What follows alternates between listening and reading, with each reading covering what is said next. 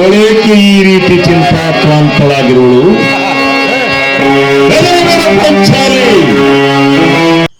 ಹೆದರಬೇಡ ಪಾಂಚಾಲಿ ಎಂಎಲ್ಎ ಶಿವಲಿಂಗೇಗೌಡ ಅವರ ಭರ್ಜರಿ ಡೈಲಾಗ್ ಪ್ರೇಕ್ಷಕರಿಂದ ಚಪ್ಪಾಳೆಯ ಮಹಾಪೂರ. ಹೌದು, ಅರಸೀಕೆರೆ ತಾಲೂಕಿನ ಗಂಡಸಿ ಗ್ರಾಮದಲ್ಲಿ ಕಳೆದ ರಾತ್ರಿ ಆಯೋಜಿಸಿದ್ದ ಕುರುಕ್ಷೇತ್ರ ಎಂಬ ಪೌರಾಣಿಕ ನಾಟಕದ ಪ್ರದರ್ಶನದ ವೇಳೆ ಶಾಸಕ ಕೆಎಂ ಶಿವಲಿಂಗೇಗೌಡ ಗದೆ ಹಿಡಿದು ಮಾಡಿದ ಒಂದು ನಾಟಕದ ತುಣುಕು ಸಿಕ್ಕಾಪಟ್ಟೆ ವೈರಲ್ ಆಗಿದ್ದು, ಅವರು ಮಾಡಿದ ಏಕಪಾತ್ರಾಭಿನಯ ನಾಟಕ ಮಾಡಲು ಬಂದಿದ್ದವರೇ ತಮ್ಮ ಬಾಯ ಮೇಲೆ ಬೆರಳಿಟ್ಟುಕೊಳ್ಳುವಂತೆ ಮಾಡಿದೆ. ಹೆದರಬೇಡ ಪಾಂಚಾಲಿ, ನೀನೇಕೆ ಹೆದರುವೆ?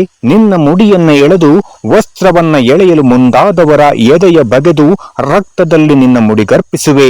ಹಳೆಗನ್ನಡದ ಸಾಲನ್ನೇ ಹೇಳುವ ಮೂಲಕ ವೇದಿಕೆಯ ಕಾರ್ಯಕ್ರಮದಲ್ಲಿ ಪರೋಕ್ಷವಾಗಿ ತಮ್ಮ ವಿರೋಧಿಗಳಿಗೆ ತಟ್ಟುವಂತೆ ಹೇಳಿದ್ದಾರೆ. ಇನ್ನು ಹಾಸನ ಲೋಕಸಭಾ ಕ್ಷೇತ್ರದಿಂದ ಶ್ರೇಯಸ್ ಪಟೇಲ್ ಸ್ಪರ್ಧೆ ಮಾಡಿದ್ದು, ಈಗಾಗಲೇ ಶ್ರೇಯಸ್ ಪಟೇಲ್ ವಿವಿಧ ಮತಕ್ಷೇತ್ರಗಳಿಗೆ ಭೇಟಿ ನೀಡಿ ಮತಯಾಚನೆಗೆ ಮುಂದಾಗಿದ್ದಾರೆ.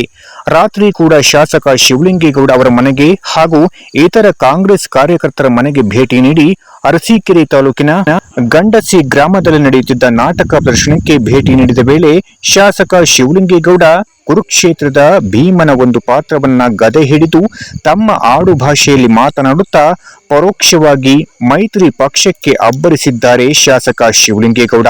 ಇನ್ನು ಶಿವಲಿಂಗೇಗೌಡ ಅವರ ಪಾತ್ರಾಭಿನಯಕ್ಕೆ ಪ್ರೇಕ್ಷಕರು ಚಪ್ಪಾಳೆಯ ಸುರಿಮಳೆಗೈದಿದ್ದು, ಪಕ್ಕದಲ್ಲಿಯೇ ಕುಳಿತಿದ್ದ ಶ್ರೇಯಸ್ ಪಟೇಲ್ ಕೂಡ ಒಂದು ಕ್ಷಣ ಅವರನ್ನೇ ನೋಡುತ್ತಾ ಮೌನವಾಗಿ ಕುಳಿತಿದ್ದಾರೆ. ಇದೇ ವೇಳೆ ವೇದಿಕೆಯ ಮೇಲಿದ್ದ ಕಾಂಗ್ರೆಸ್ ಅಭ್ಯರ್ಥಿ ಶ್ರೇಯಸ್ ಪಟೇಲ್ಗೆ ತಾವೊಂದು ಪಾತ್ರ ಮಾಡುವಂತೆ ವಿನಂತಿ ಮಾಡಿದ್ದಾರೆ. ಅದಕ್ಕೆ ಶ್ರೇಯಸ್ ಪಟೇಲ್ ಹಾಗೆ ಮಾಡಲು ನನಗೆ ಬರುವುದಿಲ್ಲ ಎಂದು ಗದೆಯನ್ನ ಪಡೆಯಲು ನಿರಾಕರಿಸಿದ್ದಾರೆ.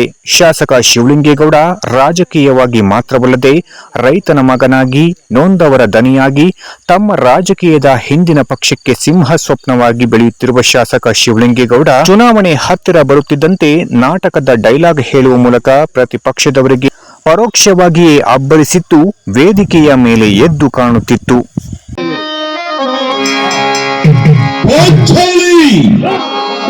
ಇವಳೇಕೆ ಈ ರೀತಿ ಚಿಂತಾಕ್ರಾಂತಳಾಗಿರುವಳು?